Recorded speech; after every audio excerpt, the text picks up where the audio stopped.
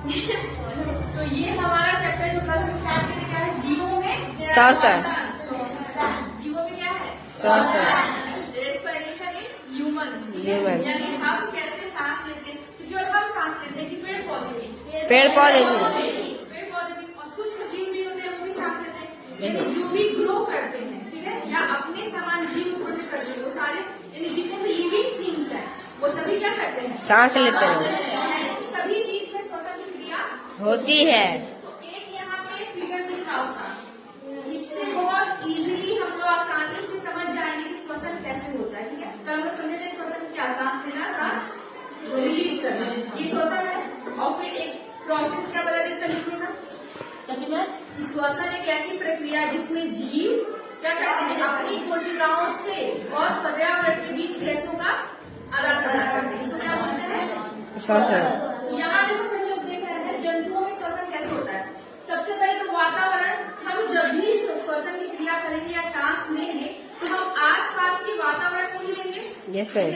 अब हम यहाँ पे हैं, अभी हम बोले पटना चले जाए, पटना का ऑक्सीजन तो लेंगे नहीं मैम। जब वहाँ जाएंगे तब वहाँ पे लेंगे। तो जब भी हम श्वसन की क्रिया करेंगे तो अपने आसपास के वातावरण में करेंगे। तो यहाँ पे देखते हैं, ये हमारा हो गया वातावरण। Yes ma'am.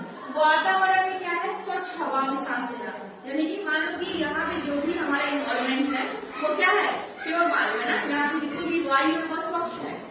इससे हम सांस लेते हैं, कौन सी गैस लेते हैं, O2 ऑक्सीजन। ऑक्सीजन। ठीक है, फिर ये ऑक्सीजन हमारे श्वास नली से, यहाँ से बताया था नासागोर, श्वास नली सब होते हुए कहाँ जाता है, फेफड़े। जाता है फेफड़ा में। तो ये O2 वातावरण से लिए हम, ये फिर कहाँ पहुँचा, फेफड़ा। फेफड़ा से फिर ये कहाँ पहुँचेगा, रक्त संचरण में, ब्लड में। ठीक है, उसके बाद O2 का बाहर होगा किसके द्वारा, शरीर कोशिकाओं में। ठीक है, फिर हमारा ऑक्सीजन ले लिए हमारे बॉडी में चला गया, फिर वहाँ से CO2 रिलीज बाहर आएगा ना। CO2 कैसा आएगा, कोशिका के थ्रू बॉडी में आएगा रक्त संचरण, और इसके बाद डायरेक्ट कहाँ आएगा, फेफड़ा होता है, फिर वातावरण। यानी O2 हम लिए और फिर उसी प्रोसेस के थ्रू क्या आया, CO2 बाहर हो गया। तो यही क्रिया क्या कहलाएगी, श्वसन। अब कुछ इसमें पॉइंट है हम पढ़ेंगे। जैसे कल बताया कि अंतः श्वसन क्या होता है, ऑक्सीजन युक्त हवा शरीर के अंदर ले जाने की क्रिया अंतः श्वसन कहलाती है। यानी कि अंतः मतलब अंदर, हम बॉडी के अंदर क्या लिए, ऑक्सीजन लिए, अंदर लिए ऑक्सीजन, इसी को बोलेंगे अंतः श्वसन। क्या बोलेंगे, अंतः श्वसन। इनहेलेशन। क्या बोलेंगे, इनहेलेशन। अंतर मतलब समझ आया ना, अंदर ऑक्सीजन लिए, अंदर बॉडी के अंदर हम ऑक्सीजन लिए, इस क्रिया को बोलेंगे अंतर श्वसन।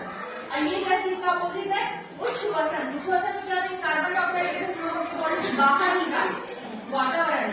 इस क्रिया को क्या बोलेंगे, उच्छ्वसन या एक्सहेलेशन। क्या बोलेंगे, एक्सहेलेशन। अब आता है ऑक्सी श्वसन और अनऑक्सी श्वसन।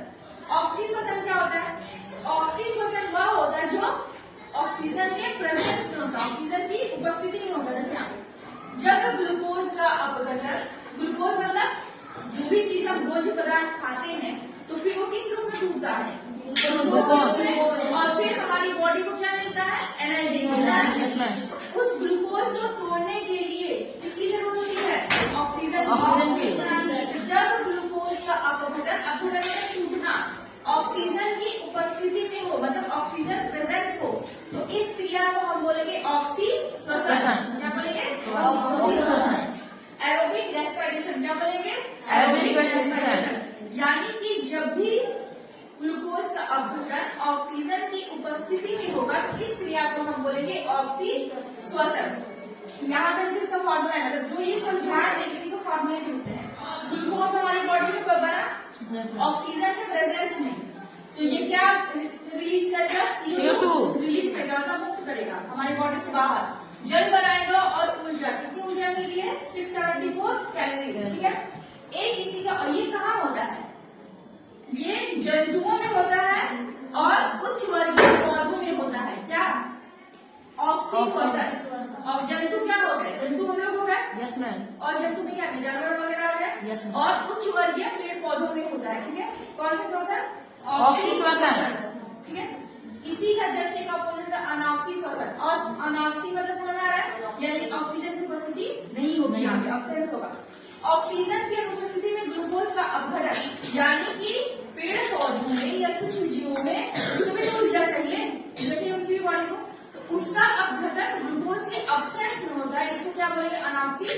श्वसन। इसमें क्या होता है, ग्लूकोज है वो किस रूप में चेंज हो जाती है, अल्कोहल में, और CO2 मुक्त करती है और ऊर्जा कितना बना 28।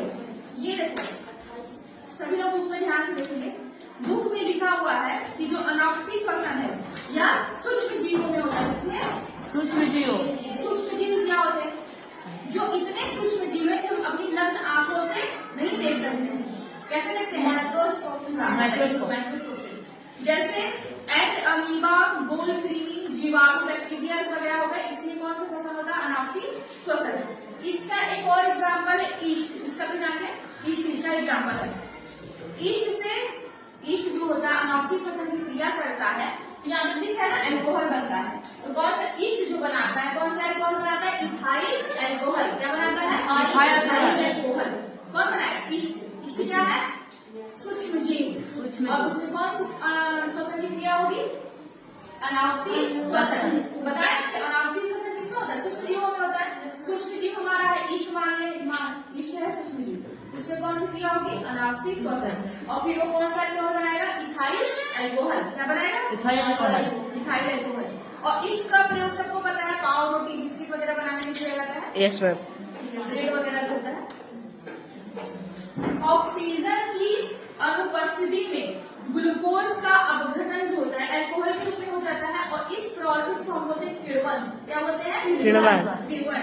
फर्मेंटेशन, किण्वन पढ़े थे इससे पहले, पौधे के जनन में क्या है, किण्वन पढ़े थे, तो इसको क्या बोलेंगे, अनॉक्सी श्वसन। समझ आया, यानी श्वसन कितने प्रकार के हो गए, दो, ऑक्सी और अनॉक्सी। ऑक्सी श्वसन में क्या हुआ कि जब ग्लूकोज का अपघटन ऑक्सीजन की उपस्थिति में हुआ, इसको बोलेंगे ऑक्सी श्वसन।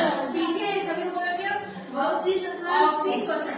और जब ग्लूकोज का अपघटन ऑक्सीजन की अनुपस्थिति में हुआ, इसको बोलेंगे अनॉक्सी श्वसन।